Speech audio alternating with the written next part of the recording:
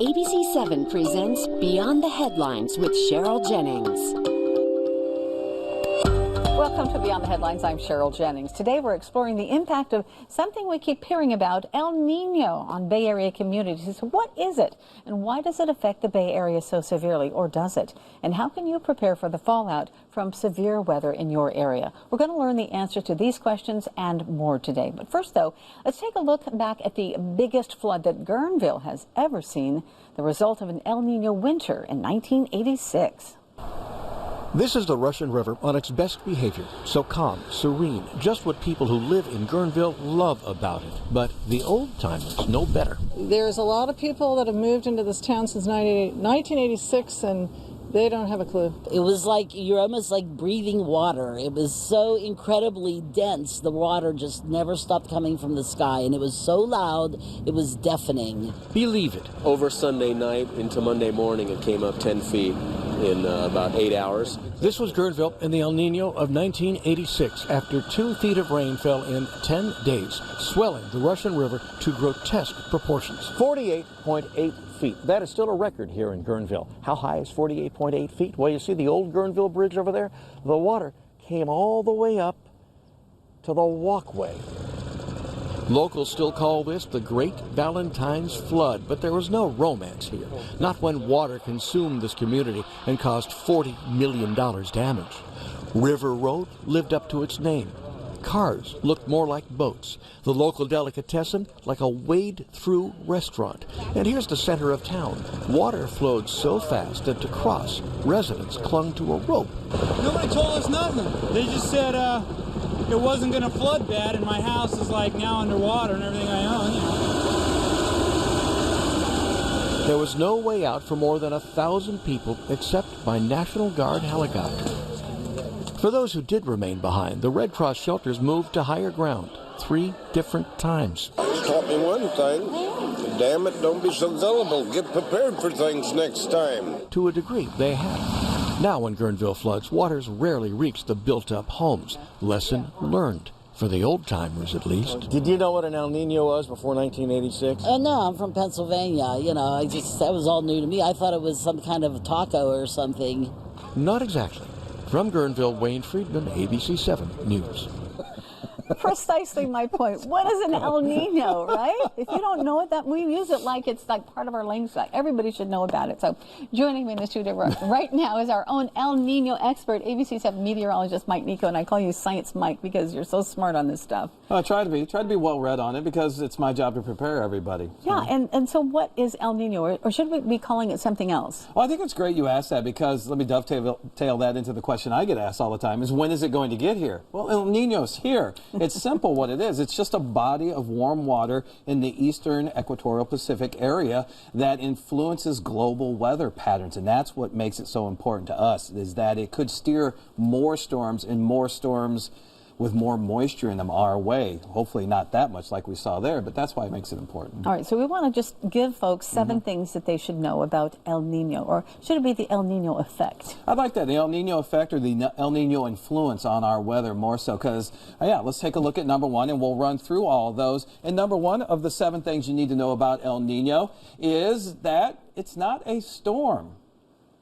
And it's already happening. I mean, it's out there. It's been out there for the last 6 months. All right, so number 2 is the fact that it's an abnormally warm body of ocean water near the equator. It's not anything else other than that. Let's take a look at number 3, and what you'll see is it's not a weather phenomenon. It's not a storm. It's not a weather pattern, so that's why we always cringe when we hear, when is El Nino going to get here? All right, number 4, and we're seeing it does not create weather or ocean waves. The weather creates the ocean waves. The winds that those strong storms come in create the ocean waves. So for number 5, what I want you to know is it does not guarantee a wet winter. 3 of the 5 strong El Ninos, which is what we're trending into, 3 of the 5 were wetter than average. That's only 60%, so that's not a guarantee. Of course, in baseball, that's great, but not for a drought that we're in. And at number 6, it's not necessarily associated with our abnormally warm ocean water. Remember that we had last summer, the algae and what we're dealing with right now with the crabs? Completely different. Had nothing to do with that. And finally, how about what it does do? kind of touched upon this earlier, it does change global weather patterns. So far this winter, we haven't seen a storm influenced by El Nino because all of our storms have been coming down from the Gulf of Alaska. So when it does start to come up from the southwest, that's when we get like the Pineapple Pipeline, the Pineapple Express, and that's when we'll get the heavier storms. All right, Mike, we have so much more to talk about. We have to take a break, though. We're going to talk more about the El Nino effect in just a moment when we come back with the man I call Science Mike, meteorologist Mike Nico, in just a moment.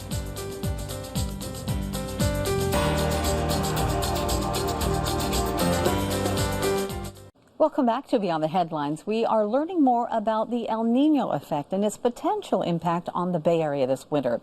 You know, PG&E provides service for 16 million people. The utility company has been training for the dangers of stormy weather, and officials say they are prepared to respond. But they are also urging people at home to do what they can do to be ready for this thing we call El Nino. Here's ABC7's Alyssa Harrington.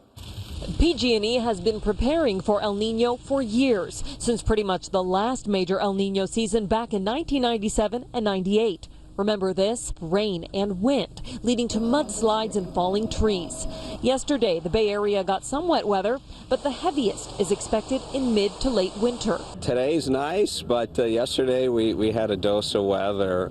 There could be more to come for that. So I think everyone just needs to be on a high alert. At a round table, emergency officials discussed the best way to be prepared. Take 10 minutes and look at your house. What are the medicines you need? Grab some water bottles, have a container that you can put this all in, and it's easily accessible. Do not do anything until I tell you to. Do you understand? I do. PG&E crews walk a woman through a demonstration as if she's a driver who encountered down power lines. If we were to encounter this, we would want to have the person who's in the vehicle who had encountered a line across their vehicle to stay inside their vehicle.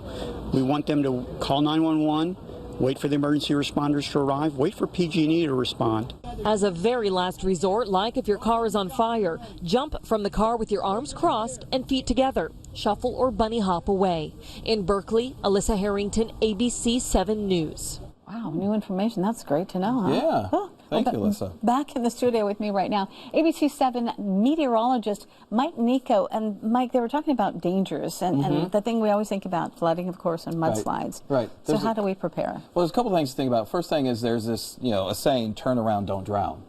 So if you can't see the bottom of the water where it's crossing the roadway, don't even drive into it. Just turn around. The other thing is mudslides. When we get so much rain because of El Nino, sometimes we get mudslides and rock slides. And one of the best ways to know about that is to just sit here and watch us on ABC 7 News. But we know you have a very busy life, but you carry around a phone with our app on it, hopefully, and we'll send you those push alerts as soon as a flood watch or a flood warning. A watch means it could happen. A warning means it is happening or it's imminent and you need to take action immediately. We'll send that out to you on the phone through the app. Okay, and the app is free. It's easy to download, and we're going to do a little demonstration to show everybody how that works. iTunes or Google Play. You can get it for free, absolutely. Right, and that's the best thing. All right, so push notifications, those are the things that we're going to show people. It's really easy. You download the app, and then it alerts you.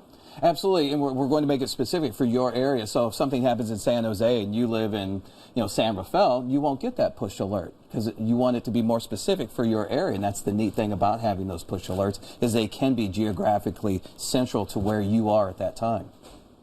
Do you think that the weather is going to, this El Nino effect is going to affect all of California? Yeah, I really think so. More so Southern California than in Northern California. So we're kind of on the northern edge of getting or forecasting above average precipitation that during an El Nino year is usually during January and February, and that's when you could see the pileup of the water and the floods that could happen because of that. Okay, now I know that you do weather, but traffic is severely affected because of all the things you just talked about. It's amazing when I watch traffic in the morning, and when we get rain after not having it, people forget how to drive in the rain. So when we get an El Nino every 3 to 4 years, people may forget how to react and to get to higher ground or to have those sandbags ready or to have the grates out in front of your driveway in the road clean of debris so the water that does come down from the sky has somewhere to go. The most important thing that you can tell people to be prepared about El Nino, what can we do to help people get through this? I think that people just have to, one thing they need to do is watch the forecast, because we're going to forecast 7 days out, and we're going to tell you if a big storm's going to come in and create flooding, more than likely we're going to see it several days out, and that'll give you the time to prepare your house, your yard, get the sandbags, even gutters. Get your gutters clean. Get those clean, because you don't want water backing up into your attic and causing, eventually that could cause mold and stuff.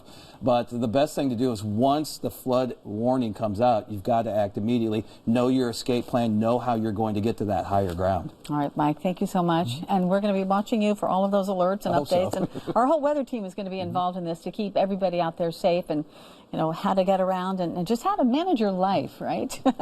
Mike, thank you so much for being here. Thanks for having me. We're going to watch him online as well, too. All right, we have to take another short break. When we come back, 7 on your side's Michael Finney is going to join us to help make sure that we are fully prepared for El Nino's effects. So stay with us. We'll be right back.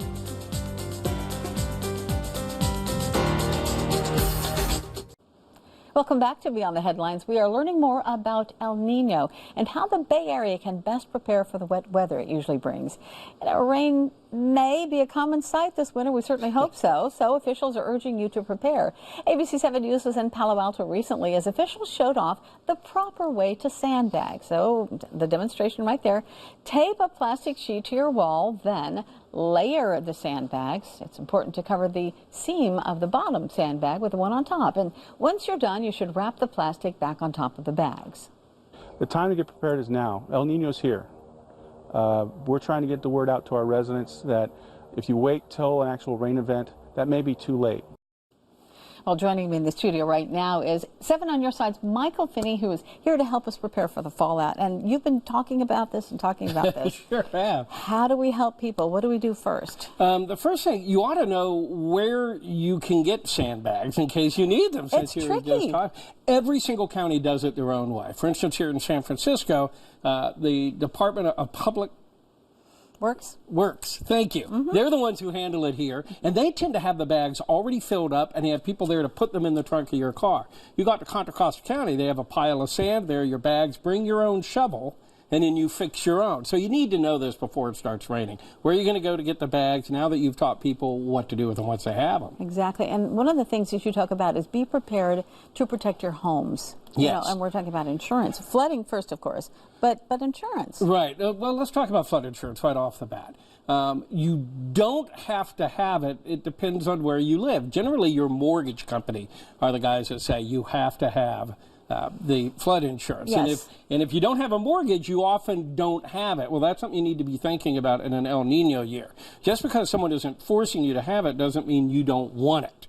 So you need to take a look at where you are. You can look at the flood maps. You can go online and check them out at FEMA.gov and look at the map. And remember that flood insurance is expensive, so it's not everybody.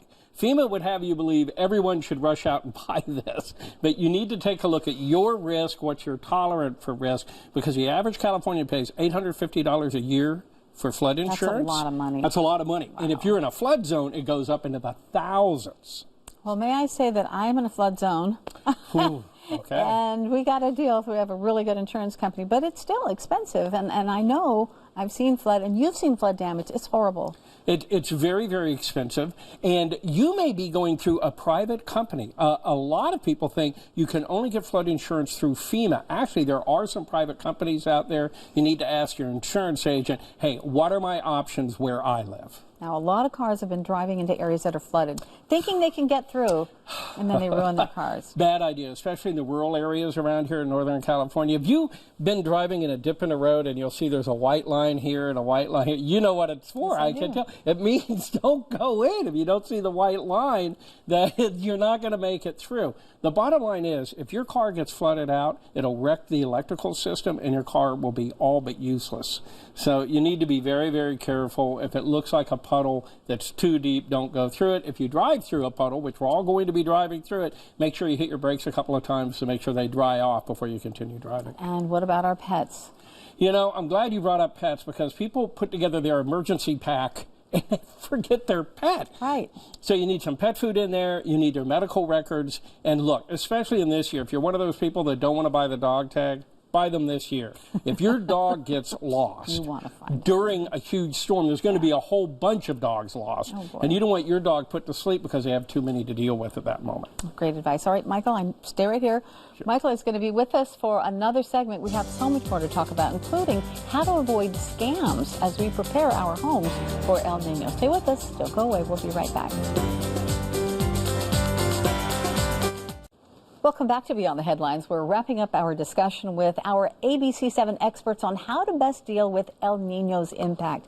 El Nino is already here, so a lot of homeowners are busy getting ready, or should be, for the heavy rain that might be coming, and the high demand for new roofs could send some prices skyward. So your 7 on your side's Michael Finney with the details. Richard Kesso and his wife have lived in this San Francisco home for 45 years. This is the first time in a while they've needed to have work done on their roof. I figured it was 22 years plus, and I'd heard rain was coming, so we decided that we needed to have it serviced. Richard isn't alone. Lawson Roofing of San Francisco told us the company hasn't been this busy in its 100-year history. Lawson has more work on the books than it ever has. The threat of El Nino has roofers backed up with enough work for several months. The current wait to get even an estimate is about 2 months. They expect to wait another 3 months before any work begins. It's so busy, 2 roofers, a 7 on Your Side producer, scheduled for an estimate on his home, never showed up. The demand means many roofers can charge a premium. I'm sure the prices are going up now. I mean, once you start to get a backlog. Our 7 on Your Side producer received 4 estimates, including one from a local trade group, the Associated Roofing Contractors of the Bay Area counties. Richard Lawson looked at the leak in the home and then sent someone up on the roof for a closer inspection. You're probably looking at about a repair about $2,500. We then showed him 3 other estimates we got from other companies. One we received was for $13,000. The proposal covers work on a 15 square foot area of the roof versus the 4 square foot area Lawson recommended. It's a little bit more conservative approach than I would take. I don't think it's necessary based on what I've seen. Lawson, however, calls the price fair for the work proposed. A second estimate was much less expensive and closer to what Lawson suggested, $1,200. A third caught Lawson by surprise. This was the entire estimate? Despite several promises, the roofer never put his estimate in writing and did not climb up to inspect the roof. He said he had replaced the roof of a home in the same development and thought a similar job would be needed for us. The contractor recommended replacing the entire roof for $38,000. I would be a little suspicious of this. I'd like to see any proposal you get done in writing, spelling out the scope of work so you can make a decision on what is actually being done for you. All the roofers we contacted were licensed with the state of California and carried a contractor's bond and workers' comp insurance. These are must-haves when hiring a roofer. Also, be sure to get references. I went by a reputation and hearing from other people. There are no laws regulating how much a contractor can charge. Now, I have links on how to hire a contractor and check their license, all that on our website at abc7news.com. I'm Michael Finney, 7 on Your Side. And he's with me right here in the studio. 7 on Your Side's Michael Finney to help us prepare for the fallout from El Nino. And that report was so powerful. $1,400 to $38,000, depending on how much they're doing. Are they union? Are they not union? Right. Do you trust them? Do you not trust them? And I got to tell you, right now, because it's raining, prices just went up. Everyone's going to be calling them because it rained. So you're going to have to expect some increased pricing. So if there's a way for you to get around and be able to ask for it now and receive it later, not need the service right this minute, i.e. plastic on top of the roof or something, you ought to do that. That said, and I know you already know this, remember, water created the Grand Canyon.